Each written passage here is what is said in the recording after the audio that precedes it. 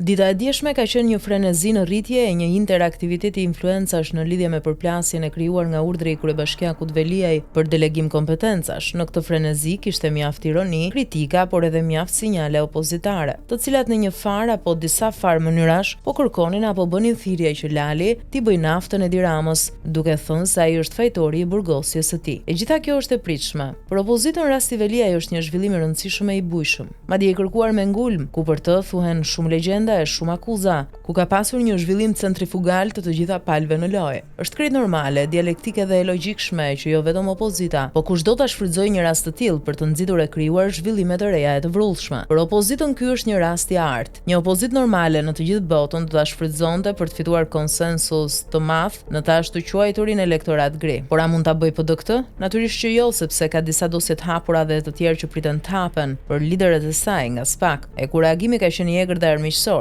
çka do përfitimi i një ngjarje homologe nga ana tjetër nuk i siguron përfitimin tek ajo pjesë e pa angazhuar. Por në realitet opozita përkatësisht PD e Berishës nuk ka objektiv një dy hapësh drejt elektoratit gri. Ajo uron një çarje të masës së votuesve socialist, siç ndodhi në 2005 me LSI-n që të krijoi një situatë së pakut paqartë në mos fituese pas 11 majit. Sot jo vetëm që nuk jemi në këtë rast, por ka shumë gjasa që rasti Veliaj të prodhoi një efekt të kundërt, pra një mobilizim më të madh, që duket edhe në sondazhet e fundit. Nëse në ditët e javët e para pati një lloj efekti hutimi, aktualisht kjo fazë është kaluar. Por nëse SPAK do të ketë së shpejti një hetim nga ana tjetër, si do të ishte reagimi? Pikërisht kjo është çështja, pasi do të rinisë loja e sulmit dhe shantazhit të njohur.